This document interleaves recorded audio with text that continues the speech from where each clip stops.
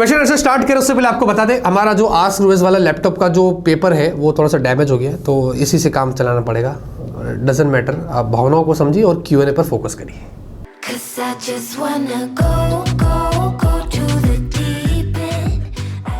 Technologies में आपका स्वागत है। आइए दोस्तों, बड़ी शर्मिंदगी महसूस हो रही क्योंकि पिछले कुछ संडे से हमने Q&A मिस कर दिया।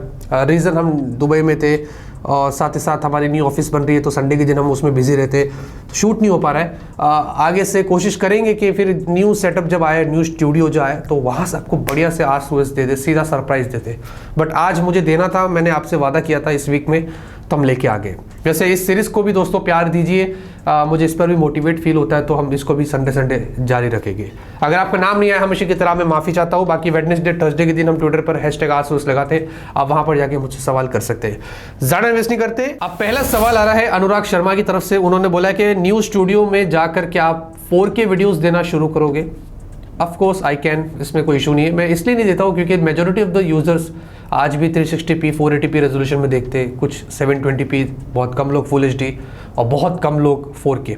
इसलिए मैं नहीं देता था, ज़रूरत नहीं पड़ती थी, हम फुल HD में डाल देते थे। बट कोशिश करेंगे, अगर रिक्वायरमेंट है तो 4K में भी वीडियोस ज़रूर अपलोड करेंगे।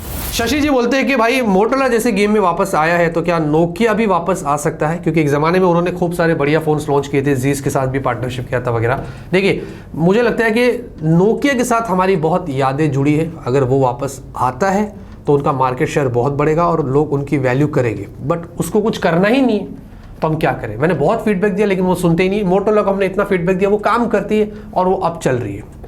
ब्रांड्स आजकल ऐसे भी हो गई है कि हमसे पूछती है सामने से कि इसकी प्राइस क्या रखी जाए।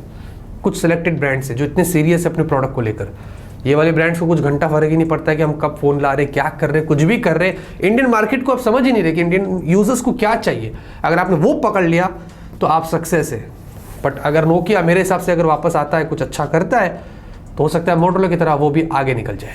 स्वप्निल जी बोलते हैं कि अंडर 30,000 उनको एक ऑलराउंडर 5G फ़ोन चाहिए। उन्होंने दो ऑप्शन दिया, iQOO Neo 6 और Moto H30। ये दोनों फ़ोन्स बहुत पावरफुल है।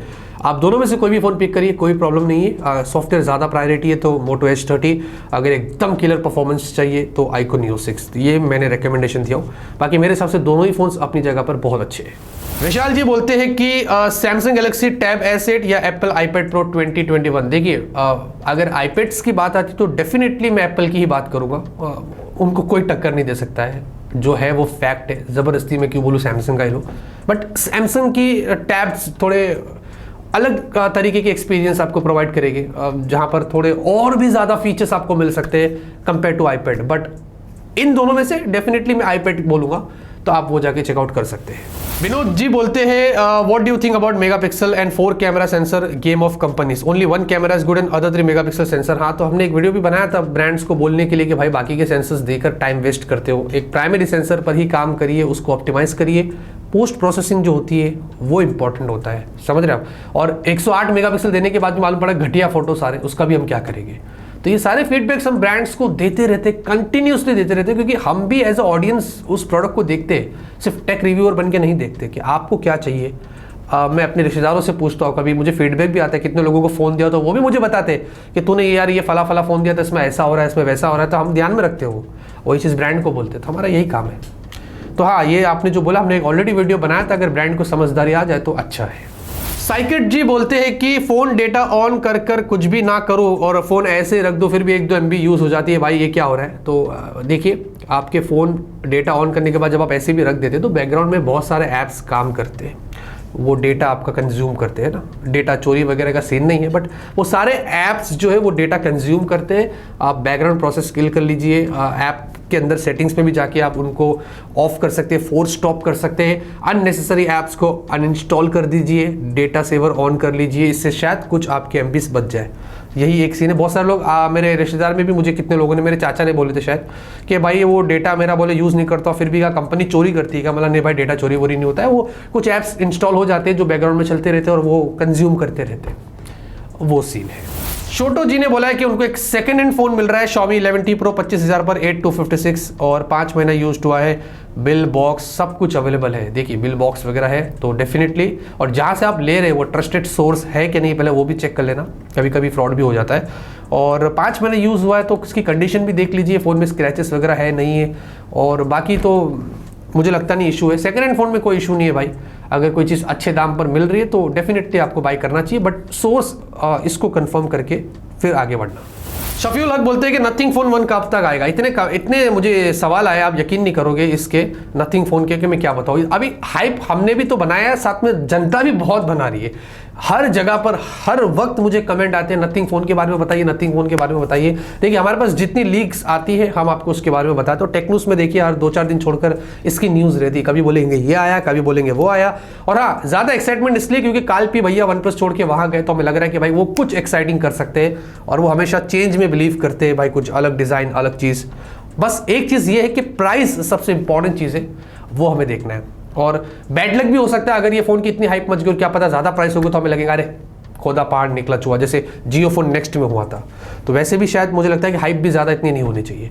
सो वेट करते हैं, जुलाई तक हमें सब पता चलेगा। देवोदीप बोलते हैं कि are you happy satisfied with all your products, expense, premium, unaffordable, super gadgets, ये वो। देखिए मैंने जितने भी प्रोडक्ट्स लिया हूँ मैं सबसे खुश हूँ, मुझे कोई प्रॉब्लम नहीं है। इनफैक्ट मैं अभी सैमसंग इकोसिस्टम में धीरे धीरे शिफ्ट हो रहा हूँ। हाँ बस ईयरफोन मेरे पास नथिंग ईयर 1 है, बाकी तो ज़्यादातर टैबलेट्स, फ़ोन, मेरे पास टीवी, हाँ लैपटॉप्स थोड़े अलग है MSI वगैरह का, क्योंकि उसमें एडिटिंग हैवी चलती है। बाकी तो जितने भी मैंने गैजेट्स लिया हूँ अभी तक तो मैं खुश हूँ। ऐसा कोई गैजेट नहीं जिससे मैं नाराज़ हूँ, क्योंकि मैं सोच समझ के लेता हूँ और गड़बड़ी होती तो सीधा रिटर्न कर देता हूँ। DK जी बोलते हैं रोहित भाई आपके चाइल्डहुड, टीनेज और कॉलेज लाइफ में कोई एक हिलेरियस किस्सा शेयर कीजिए। देखिए अगर शेयर करने बैठ गया तो कल हो जाएगा।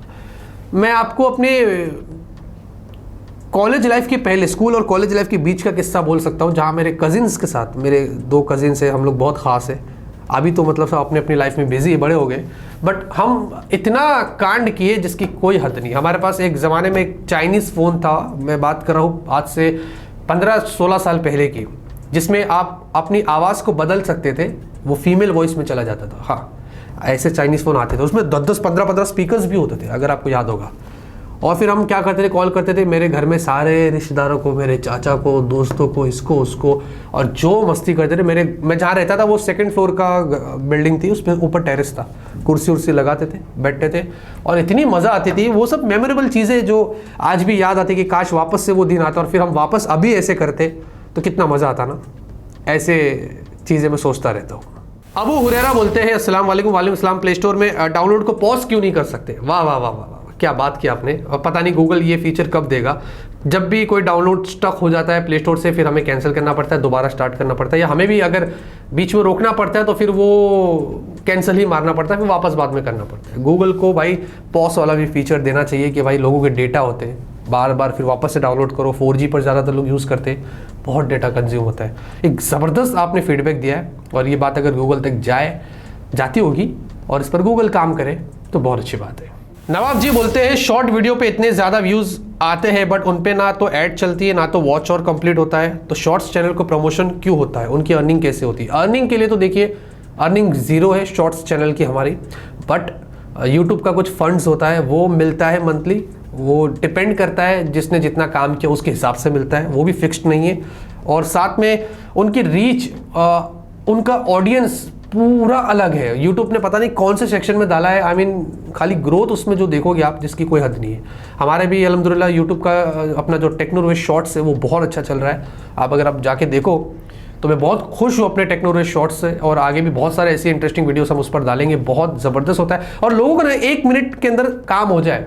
लंबे लंबे वीडियोस यूट्यूब पर लोग नहीं देखते, 1 मिनट में हमें बताओ, फटाफट, टाइम नहीं है, इसीलिए उसकी रीच उस मामले में भी ज़्यादा हो सकती है, मुझे ऐसा लगता है। आपको क्या लगता है वो ज़रूर बताना कमेंट में। नॉट टू हाइड उन्होंने पूछा है टेक कोलैब के बारे में, जो इस साल शायद हो सकता है। मैं शायद कर दूं but I am not sure. हर साल मैं श्योर रहता हूँ बट इस साल I am definitely not sure कि मैं कर पाऊंगा कि नहीं।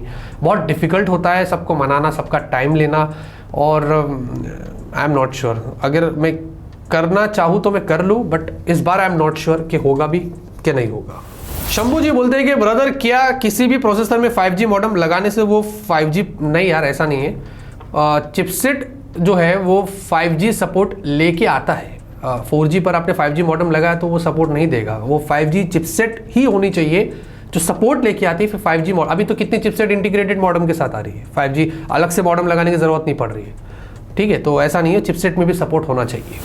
ईशान जी बोलते हैं कि भाई रैम जो है फ़ोन में अगर 4GB है तो सिर्फ 2GB फ्री होता है, कभी 6GB हो तो 3GB फ्री होता है, वगैरह वगैरह की बात करिए। तो ऐसा नहीं है, देखिए आपका जो सिस्टम होता है, आप फ़ोन यूज़ करते हैं वो भी कितना रैम कंज्यूम करता है, क्योंकि आप जो ऐप ओपन क्लोज मल्टीटास्किंग कितने ऐप जो मेमोरी में रहते हैं वो सारा वही करते हैं। तो अगर स्टोरेज भी देखोगे तो कितना आपको बोलते हैं 64 मिलता है 55, वो सिस्टम कंज्यूम कर लेता है। तो बहुत सारी चीज़ें जो होती है वो सिस्टम द्वारा इस्तेमाल की जाती है। हर चीज़ एकदम सिर्फ आपके लिए ही नहीं रहती, क्योंकि अगर वो सिस्टम यूज़ नहीं करेगा तो फ़ोन आप कैसे यूज़ करोगे। तो थोड़ा बहुत चीज़ें आपको समझना है। हाँ, बट कुछ फ़ोन्स की ऑप्टिमाइजेशन इतनी ख़राब होती है कि भाई 4GB रैम दिया और बचा सिर्फ 1.5GB है, लेकिन कुछ फ़ोन्स बहुत अच्छे होते हैं, 4GB रैम दिया बचा 3GB, तो आप और भी फास्ट काम कर सकते हैं।